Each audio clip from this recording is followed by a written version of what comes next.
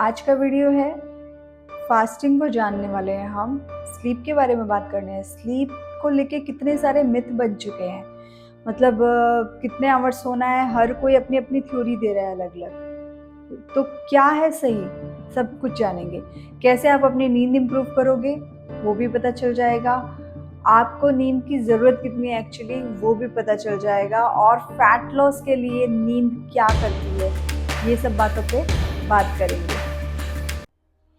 नमस्कारम, मैं हूँ health coach and yoga trainer representing here fame fitness.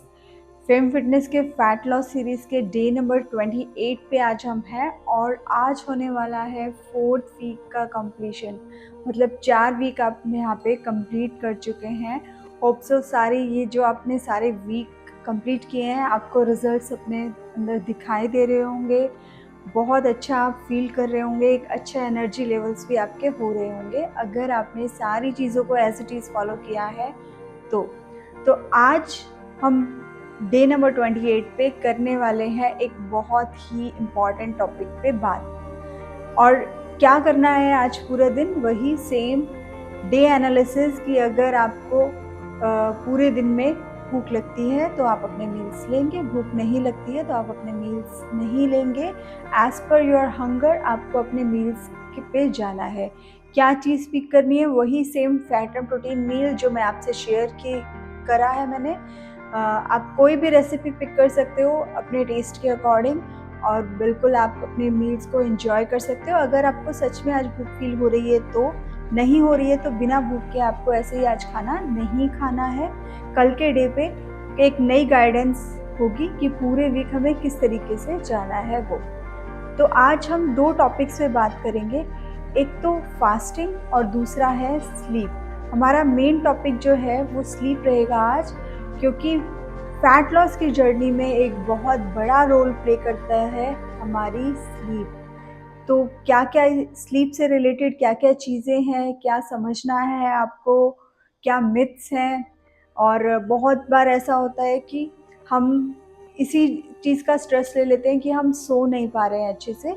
तो सारी चीज़ें मैं आज एकदम आपको सॉर्ट करके दूंगी, आपको समझ में आ जाएगा किस तरीके की नींद आपको लेनी है, कितने आवर्स की नींद ज़रूरी है, और नींद अगर हम ले रहे हैं अच्छे से तो उसका क्या इफेक्ट होता है, अगर हमारी नींद डिस्टर्ब है तो उसका क्या इफेक्ट होता है। तो सारे पॉइंट्स मैं यहाँ पे आज आपको क्लियर करूँगी। इस वीडियो के बाद आपको बिल्कुल समझ में आ जाएगा कि आपको अपनी नींद पे किस तरीके से काम करना है।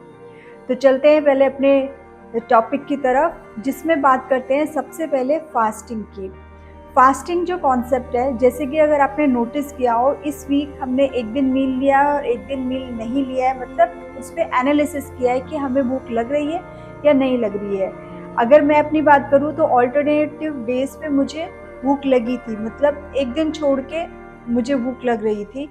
और ये हमारा माइंडसेट ही होता है। वैसे हो सकता है कि ढंग से भूख नहीं भी लगी हो तो भी थोड़ा हमें फील होता है। तो अपने आप को प्रेशराइज नहीं करना है चीज़ों के लिए। अगर आपको थोड़ा भी ऐसा लग रहा है कि आपको हंगर फील हो रहा है, आपको लग रहा है कि मुझे कुछ खाना चाहिए, तो बिल्कुल आप जाइए।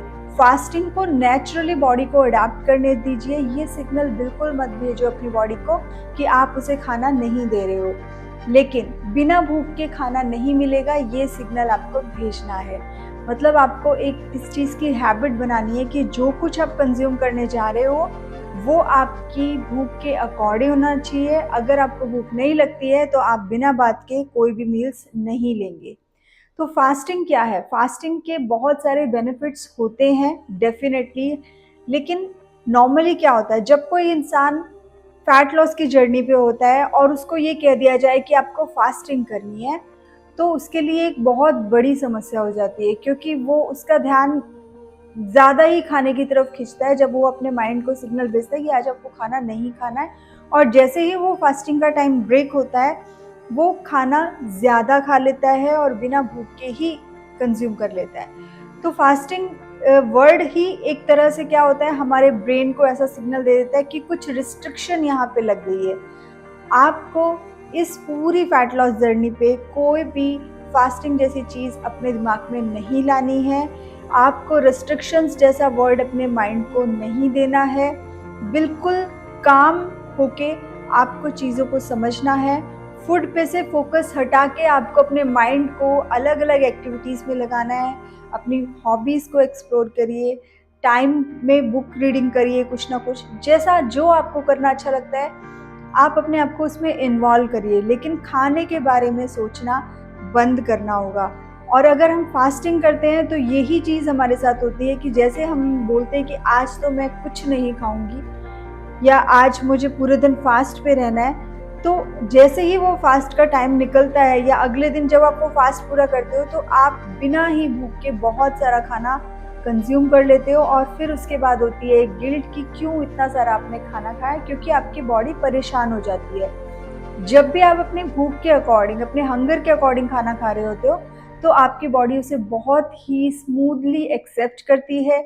आपको खाने के बाद कोई ब्लोटिंग, कोई गैस इश्यूज, कोई भी तरीके का आपको एसिडिटी वगैरह ऐसी चीज़ें नहीं होती है। जैसे कई बार ऐसा होता है कि भारीपन हमें लगता है खाने के बाद, अगर आपने अपने हंगर के अकॉर्डिंग खाना खाया है आपको कभी भी ये सब चीज़ों को फेस करने की ज़रूरत नहीं पड़ेगी। यहाँ पे मैं एक पॉइंट और क्लियर करूँगी कि खाने को जब आप माइंडफुलनेस के साथ नहीं खाते हो तो वो खाना चाहे आप कुछ भी खा लो आपको फ़ायदा नहीं करने वाला है।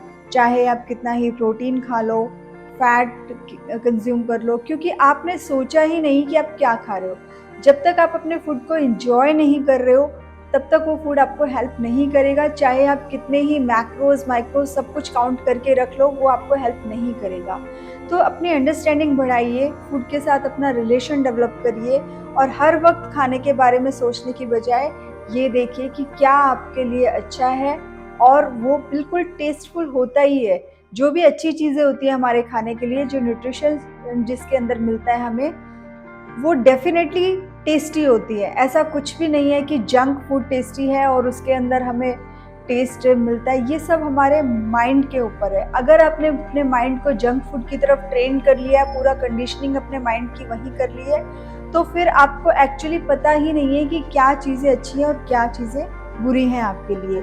जब आप इस फैट लॉस जर्नी को फॉलो कर रहे होते हो, तो धीरे-धीरे आपकी फूड चॉइसेस अपने आप ही अच्छी होने लगती हैं। और आप बिल्कुल मुझे कमेंट सेक्शन में बताइए कि अगर आपने ये फॉलो किया है तो अब आपको जंक फूड खाने का मन नहीं हो रहा होगा, क्योंकि आपको धीरे धीरे समझ में आ रहा होगा कि वो खाने में एक्चुअल टेस्ट था ही नहीं। आप बस अट्रैक्ट हो रहे थे उसकी तरफ और आपने फालतू में कंडीशनिंग कर ली थी अपने माइंड की कि वो फूड अच्छा है आपके लिए। तो फास्टिंग से रिलेटेड यही समझना है आपको कि जब भी मैं आपको ये कह रही हूँ कि आप अपना एनालिसिस करिए हंगर का। अगर आपको भूख नहीं लगी है तो आप बिना बात पे मत खाइए, और अगर आपको भूख लग रही है तो बिल्कुल आप अपना मील्स लीजिए। या फिर कई बार ऐसा होता है कि हमें क्रेविंग हो रही होती है कि ऐसा लगता है कुछ खाया नहीं है तो चलो कुछ खा लेते हैं। उसके लिए मैंने आपको बिल्कुल ऑप्शंस बताए हुए हैं। आपको क्या करना है, आपको चीज़ पिक करना है, आपको बटर पिक करना है और आपको देसी घी पिक करना है।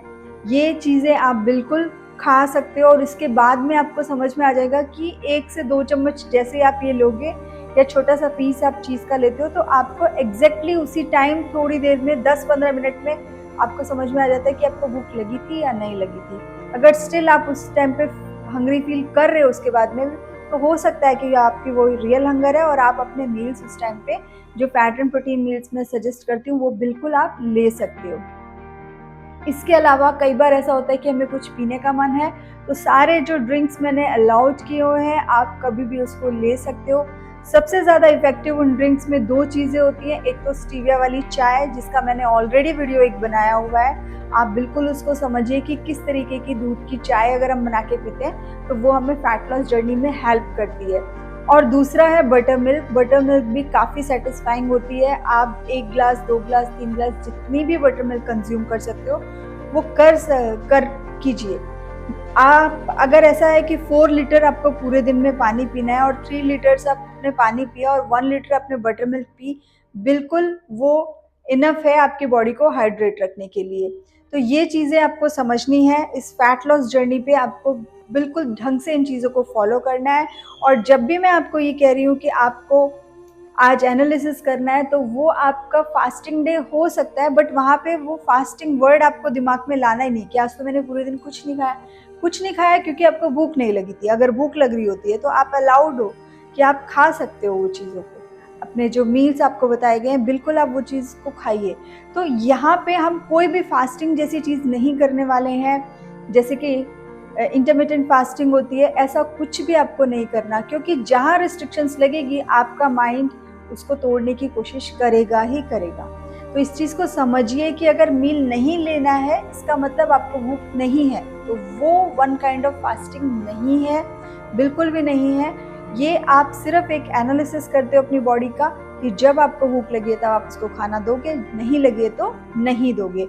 आई होप कि ये आपको पॉइंट क्लियर हो गया है कि इस वीक जो मैंने ऑल्टरनेटिव डेज पे आपको रेसिपीज शेयर करी और एक दिन नहीं करी, एक दिन हमने किसी टॉपिक पे डिस्कस किया, तो यहाँ पे आपको समझ में आ रहा होगा कि क्या करना है हमें अपने साथ। और अगर आपने बिल्कुल ऐसे ही किया है कि एक दिन आपको भूख नहीं लगी है तो आपने मील नहीं लिया है, अगले दिन आपने मेरे साथ साथ मील को कंज्यूम किया है, तो थोड़ा थोड़ा आपको अपनी हंगर भी समझ में आई होगी। ऑलराइट, नेक्स्ट वीक से मतलब कि कल से वीक 5th शुरू हो जाएगा और उसमें क्या करना है वो बिल्कुल डिफरेंट गाइडलाइन रहेगी, जो कि कल के वीडियो में आपको मैं शेयर करूंगी कि आपको क्या करना है। तो आज पूरे दिन में आप एनालिसिस करेंगे और अपनी ड्रिंक्स या फिर अगर क्रेविंग्स होती हैं तो घी, बटर, चीज़ ये सब आप ले सकते हैं। चलिए अब चलते हैं आज के मेन इम्पॉर्टेंट टॉपिक पे, जो कि है स्लीप, और स्लीप किस तरीके से हमें हेल्प करेगी हमारी फैट लॉस जर्नी के लिए, ये हमें समझना है। तो सबसे पहले एक मिथ जो मैं आपका यहाँ पे बर्स्ट करूँगी कि हमें 8 घंटे की नींद, 6 घंटे की नींद, कोई कह रहा है कि 10 घंटे की नींद चाहिए, कोई कह रहा है 12 घंटे की नींद चाहिए। ये मैं पहले के वीडियोस में भी आपको थोड़ा हिंट दे चुकी हूँ कि इस तरीके का कोई भी कॉन्सेप्ट आप अपने दिमाग में फिक्स मत करिए कि आपको कोई पर्टिकुलर टाइम के लिए इतने घंटे सोना ही है। ये कोई इंसान किसी दूसरे इंसान को नहीं बता सकता कि उसे कितनी देर सोना है। ये आपका खुद का एनालिसिस होना चाहिए कि कितने घंटे की नींद के बाद आप बिल्कुल फ्रेश उठते हैं, आपके एनर्जी लेवल्स अच्छे होते हैं और आपको लगता है कि अब एक्चुअली मुझे नहीं सोना है। तो टाइमिंग आपकी बॉडी खुद डिसाइड करेगी। ये डिपेंड करेगा कि आप किस तरीके का पूरा दिन बिता रहे हो, कितना हैक्टिक आपका डे है, आपकी बॉडी की रिक्वायरमेंट्स क्या है। पूरी तरह से ये इस पे निर्भर करता है कि आपकी बॉडी को कितने घंटे की नींद चाहिए। तो आपको खुद एनालिसिस करना है कि कितने घंटे की नींद आपके लिए अच्छी रहती है और कौन से टाइम पे आप उठते हो तो आपको बिल्कुल फ्रेश फील होता है। Alright, now come to the time कि कौन से समय पर सोना चाहिए। देखिए, बहुत ज़्यादा लेट सोना अच्छा नहीं है हमारी हेल्थ के लिए, इसमें कोई शक नहीं है। तो मैं सजेस्ट करती हूँ कि आप अपना टाइमिंग बनाइए, एक सेट करिए कि अगर पॉसिबल है तो आप 10 बजे तक सो जाइए। इससे जल्दी सो सकते हैं, बिल्कुल सो जाइए, कोई भी प्रॉब्लम इसमें नहीं है। अगर आप कहते हो कि मेरे पास कोई काम नहीं है और मैं आराम से 9 बजे सो सकती हूँ, तो बिल्कुल आप 9 बजे सो जाइए, कोई प्रॉब्लम नहीं है। आप उतना ही जल्दी उठेंगे क्योंकि आपकी बॉडी की रिपेयरिंग जो है वो अच्छे से हो चुकी होगी और आप बहुत अच्छे टाइम पे, हो सकता है कि आप 4 बजे उठ जाएं, हो सकता है कि आप 5 बजे उठ जाएं। आपकी नींद के ऊपर डिपेंड करेगा कि आपकी नींद कब पूरी होती है और आप पूरा फ्रेश फील करने वाले हो। जो रिपेयरिंग टाइम होता है हमारी बॉडी का, वो होता है 10 to 2, मतलब कि 10 से 2 बजे तक जो रात का समय होता है। अगर हम इसमें सो रहे हैं, प्रॉपर नींद में चले गए हैं, तो हमारी रिपेयरिंग बॉडी की बहुत ही अच्छे तरीके से होती है। इसीलिए अगर पॉसिबल है तो 9 से 10 के बीच में आप सोने चले जाइए। उसके बाद अपनी बॉडी को पूरा टाइम दीजिए। जब बॉडी रिलैक्स होती है उस टाइम पे अपने उठने का नियम बनाइए। ये तो बात हो गई कि अगर आपके पास टाइम है तो आप ये चीज़ें कर सकते हैं। सपोज कि आपका स्केड्यूल ही ऐसा है कि आप 11 ओ क्लॉक सो पाते हैं या 12 ओ क्लॉक सो पाते हैं, तो इसके लिए आपको एक परफेक्ट टाइम बनाना पड़ेगा, एक सेम टाइम पे आपको रोज सोना पड़ेगा। तो सपोज कि लेट्स से 11 ओ क्लॉक पे आप रोज सोने जा रहे हैं और आपके वर्क के अकॉर्डिंग आपको 6 बजे उठना ही होता है या 5 बजे उठना ही होता है, तो आप 11 बजे, मतलब 11 बजे आप सोने जाएंगे ही जाएंगे। ऐसा नहीं कि उससे भी आप लेट कर रहे हो। तो अपने वर्क को पूरा स्केड्यूल करते हुए आपको अपना फिक्स रूटीन बनाना है। सही टाइम पे आपको सोने चले जाना है। आपको ये देखना है कि अगर सपोज़ आप ऑफ़िस से आए हैं और आपको लगता है कि बस अब पूरा रिलैक्स करने का टाइम है, आप स्क्रॉलिंग करे जा रहे हैं, रात को सो जाना चाहिए था आपको 11 बजे तक, लेकिन आपने 1-2 बजे तक सिर्फ़ फ़ोन पे ही वो सब टाइम लगा दिया, तो ये चीज़ें आपको क्योर करनी पड़ेंगी। ये चीज़ों को आपको अपनी लाइफ़ से हटाना पड़ेगा, क्योंकि नींद जो है वो सबसे फर्स्ट नंबर पे इम्पॉर्टेंट है हमारी हेल्थ के लिए। आप सारी चीज़ें हटा दीजिए, आप अपना न्यूट्रिशन हटा दो, एक्सरसाइज़ हटा दो, सारी चीज़ें हटा दो, लेकिन सबसे ज़्यादा अगर कुछ इम्पॉर्टेंट है तो वो नींद है। इस पे आपको काम करना ही पड़ेगा। तो अपना एक शेड्यूल बनाइए कि कितने टाइम, कौन-सा टाइम आपके लिए सूटेबल है, उस टाइम को फिक्स कर लीजिए पूरे 7 डेज़ के लिए। वो वीकेंड पे भी डिस्टर्ब नहीं होना चाहिए। आपकी बॉडी को एक सही रिदम मिल जाना चाहिए कि इस टाइम पे वो सोने जा रही है और इस टाइम पे वो उठ रही है, एक फिक्स टाइम। धीरे-धीरे जब आप इसके हैबिचुअल हो जाओगे, आप देखोगे कि हो सकता है शायद 6 घंटे की नींद ही आपके लिए इनफ हो। क्योंकि आपने एक शेड्यूल पूरी बॉडी को दे दिया कि ये टाइम आपको मिलेगा, इस टाइम पे आपको सारा काम करना है, रेस्ट। तो आपने पूरा अपना एक शेड्यूल दे दिया, उसे एक प्रॉपर रिदम दे दिया कि इस समय ही आपको सब कुछ करना है। तो बॉडी के पास सिग्नल जाता है कि ये टाइम हमें मिलेगा, इस टाइम पे हमें सारा काम अपना करना है, रिपेयरिंग का हो या सब चीज़ों का। तो आप देखोगे कि अगर अब बेशक आप लेट सो रहे हो, लेकिन इमीडिएटली आपकी बॉडी जो है वो अडैप्ट हो चुकी है उस टाइमिंग के लिए और सही टाइम पे उठने के लिए भी। इसके लिए क्या करना है? शुरू के कम से कम 10-15 दिन तक आपको एक रूटीन बनाना है अपने लिए। आपने अपना एनालिसिस किया कि 11 बजे मैं सो सकती हूँ और उसके लिए 6 बजे मुझे उठना ही होता है या 5 बजे उठना होता है, जो भी टाइमिंग आपने सेट किया। आप एग्ज़ैक्टली उसी टाइम पे सोने जाएँगे और एग्जैक्टली जो टाइम आपने अपने लिए फिक्स किया उसी टाइम पे उठ जाएंगे। अब शुरू में क्या होगा कि आपको हो सकता है नींद ही नहीं आ रही है, 11 बजे आप सोने गए, उसके बाद 12 बजे तक आपको नींद नहीं आई और आपने बीच में क्या किया, उठ के फ़ोन उठा लिया कि चलो देखते हैं, जब तक नींद नहीं आएगी आप फ़ोन यूज़ कर रहे हो। फ़ोन यूज़ करते करते आपने 1 बजा दिए और अब सुबह उठने में प्रॉब्लम हो रही है। लेकिन क्योंकि आपने अपने लिए एक टाइम फिक्स किया था 5 बजे या 6 बजे, तो आपको उठना ही है और आप उठ जाएंगे।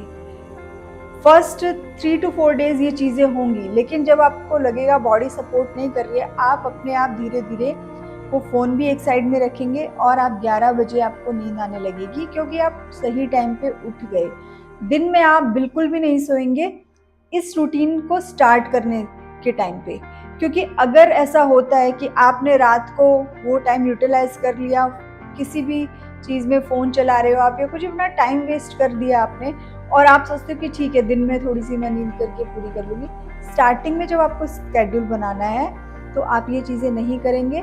3 से 4 दिन अपनी बॉडी को जाने दो इस मोड में कि उसे नींद आ रही है बट आप नींद नहीं दे पा रहे हो दिन में। तब आप धीरे-धीरे देखोगे कि आपने जो टाइम सेट किया था उस टाइम पे जाते ही आपको नींद आती है।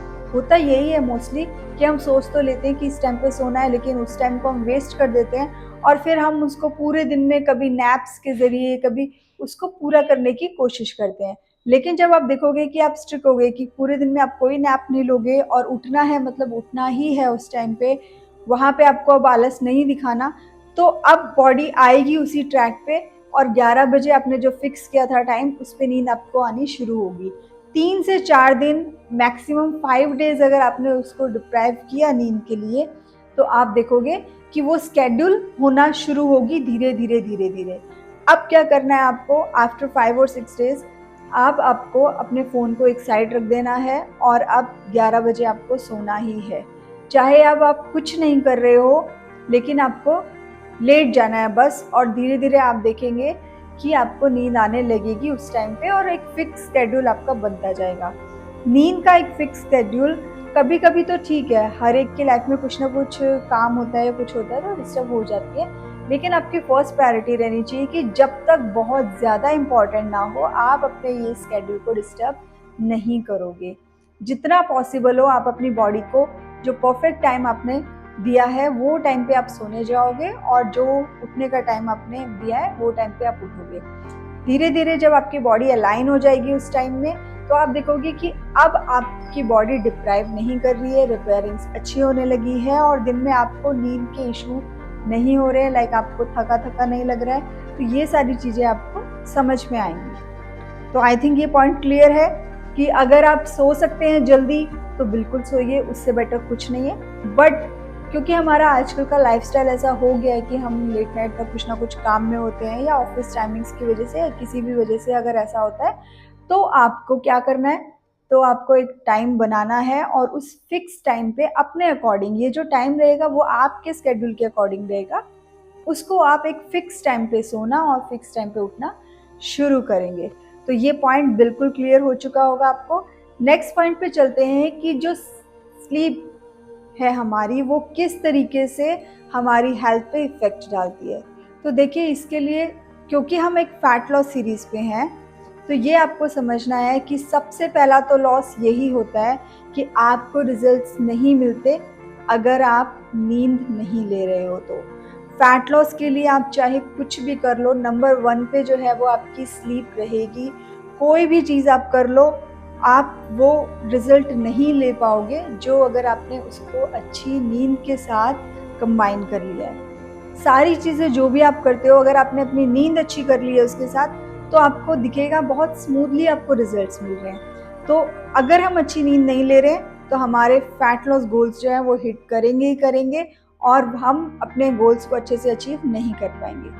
ओके, तो ऐसा होता क्यों है कि अगर हमने नींद अच्छी नहीं ली तो हमारे गोल्स अचीव नहीं हो पाते हैं? क्योंकि सबसे फर्स्ट रीज़न क्या है, बॉडी रिपेयर नहीं कर पाती। सेकेंड रीज़न, जब हम इस फैट लॉस सीरीज़ पे होते हैं तो हमारी बॉडी, ये जो फैट एंड प्रोटीन वाला जो हम सब कर रहे हैं, हमारी बॉडी एक हीलिंग मोड में जाती है।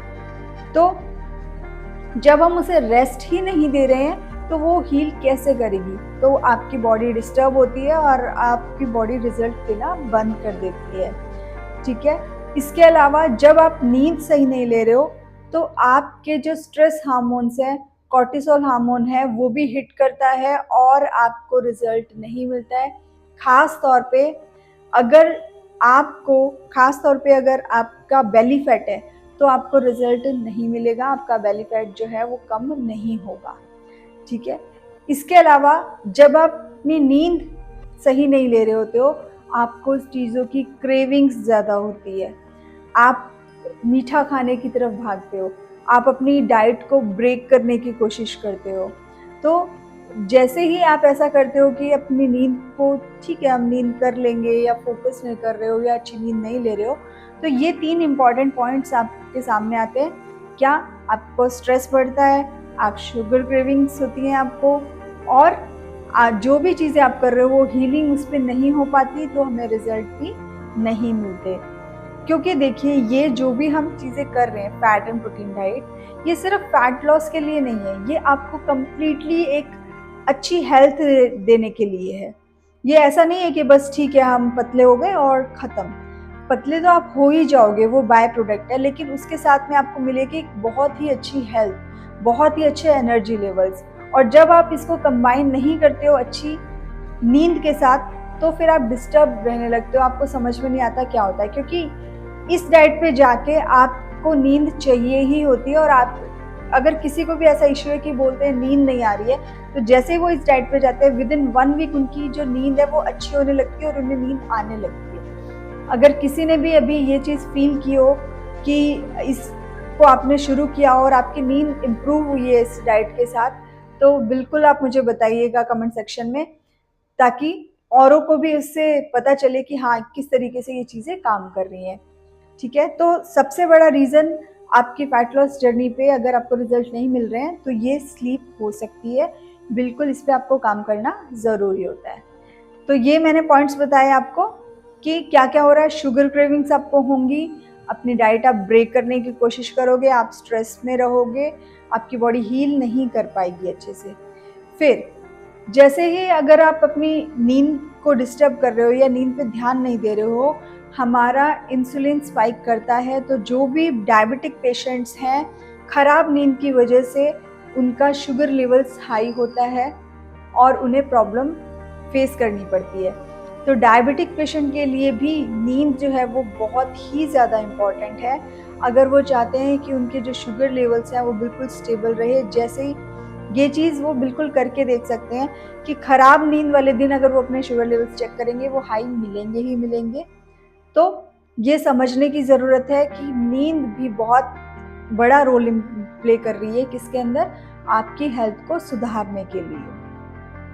ओके, इसके बाद जो एनर्जी लेवल्स की मैंने बात करी, ये सिर्फ ऐसा नहीं है कि डायबिटिक पेशेंट के लिए उनको तो बहुत ज़्यादा हिट करती है, लेकिन जो बाकी लोग भी हैं जिनको डायबिटीज़ जैसे इशू नहीं है, उनके भी एनर्जी लेवल्स आप देखोगे कि जिस दिन आपकी नींद अच्छी नहीं हुई है, उस दिन आपके एनर्जी लेवल्स खराब होंगे, आपकी फूड चॉइसेस खराब होगी, आप गलत खाने की तरफ ज़्यादा जाओगे, आपका माइंड जो है वो फोकस नहीं होगा चीज़ों को लेके, है ना?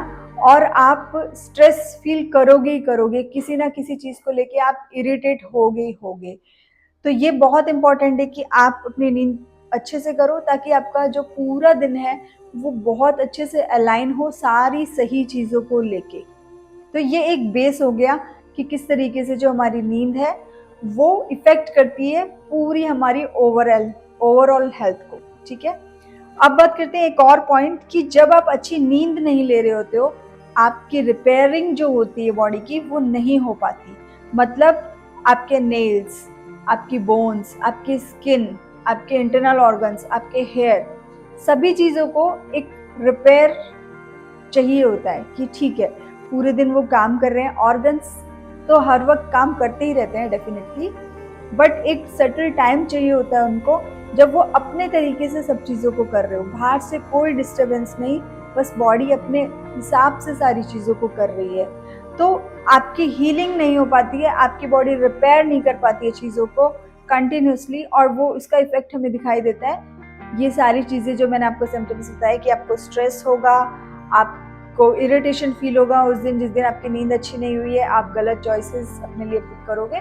तो ये किस लिए है? क्योंकि बॉडी डिस्टर्ब है ना अंदर से, आपने उसको हील नहीं करने दिया, आपने उसको रिपेयरिंग मोड पे नहीं जाने दिया, तो बॉडी डिस्टर्ब है, तो वो इसी तरीके से रिएक्ट करेगी। उसमें बिल्कुल आपकी बॉडी जो है वो अगेंस्ट होगी इस चीज़ के, क्योंकि उसे तो नींद चाहिए, उसकी रिक्वायरमेंट है कि नींद होनी ही चाहिए ना। तो आपको अभी ये बातें समझ में आई होगी कि क्यों हमारे लिए नींद इम्पॉर्टेंट है और कैसे वो फैट लॉस में हमें हेल्प करती है, और हमारी ओवरऑल हेल्थ को अच्छा करने के लिए भी नींद ज़रूरी होती है। अब बात करते हैं कि किस तरीके से हम अपनी नींद को इम्प्रूव कर सकते हैं।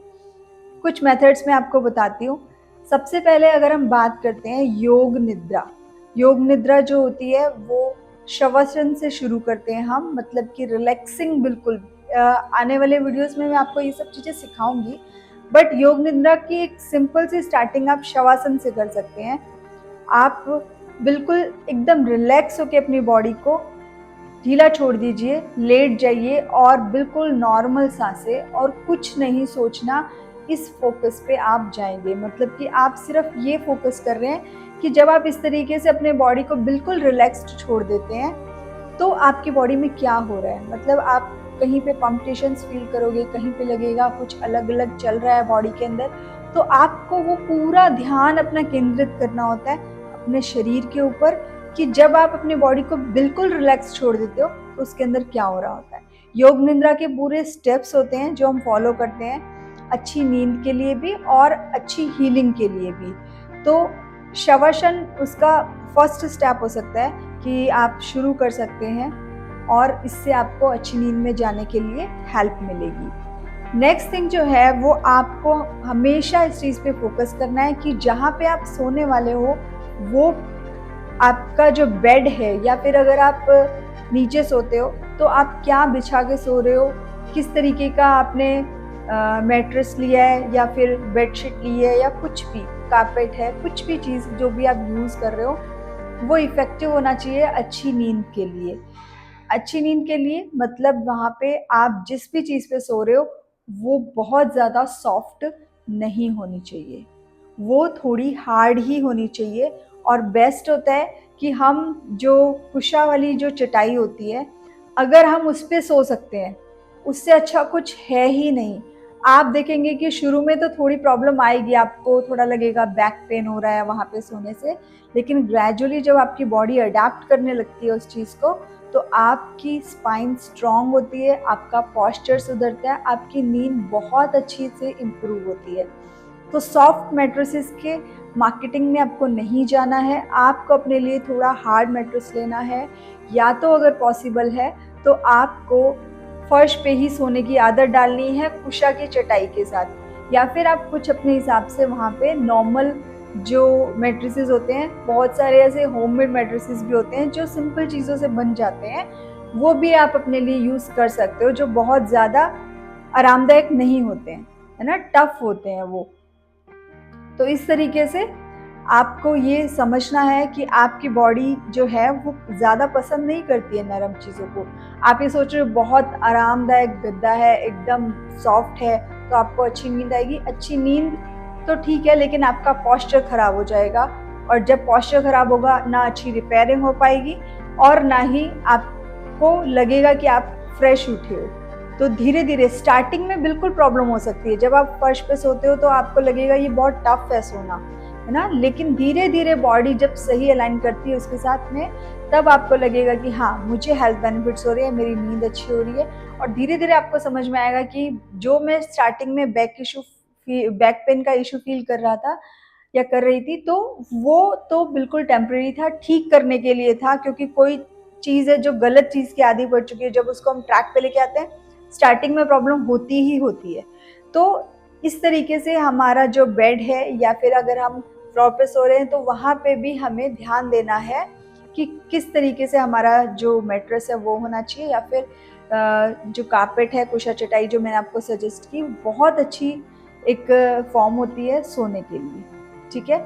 इसके अलावा आपको ये ज़रूर ध्यान देना है कि जो आपका रूम है जहाँ पे आप सो रहे हो, वहाँ पे बिल्कुल भी लाइट्स नहीं होनी चाहिए, स्पेशली फॉर वुमेन।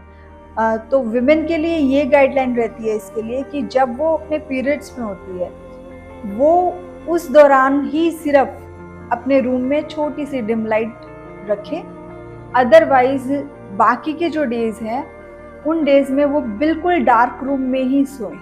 इवन अगर जैसे विंडोज है वहां से थोड़ी थोड़ी भी कोई बाहर से रोशनी आ रही है तो उस पर कर्टेन डाल के the room should be perfectly dark, एकदम अंधेरा होना चाहिए। तो जितना डार्क में हम सोने की आदत डालते हैं, हमारी बॉडी की रिपेयरिंग बहुत ही अच्छे से होने लगती है। तो हमारा रूम जो है सोने का, वो बिल्कुल ऐसा होना चाहिए कि वहाँ पे हम कोई भी नाइट लैंप्स नहीं लगा रहे हैं, छोटी छोटी लाइट्स कुछ हमने नहीं लगाई है रात के लिए। जितना डार्क रूम होगा उतना बेस्ट है हमारी हेल्थ के लिए, ठीक है? तो ये कुछ पॉइंट्स हैं जो मैंने स्लीप से रिलेटेड आपको क्लियर किए हैं। होप सो आपको जो वीडियो है वो काफ़ी इन्फॉर्मेटिव लगा होगा, और कल के लिए बिल्कुल स्टे ट्यून्ड। कल के जो वीडियो होगा हम उसमें शेयर करेंगे कि नेक्स्ट 5th वीक में किस तरीके से सारी चीज़ों को हमें करना है, और कल क्या रहेगा वो कल के वीडियो के लिए आप बिल्कुल स्टे ट्यून्ड। एंड चलिए मिलते हैं कल के वीडियो में, तब तक के लिए धन्यवाद।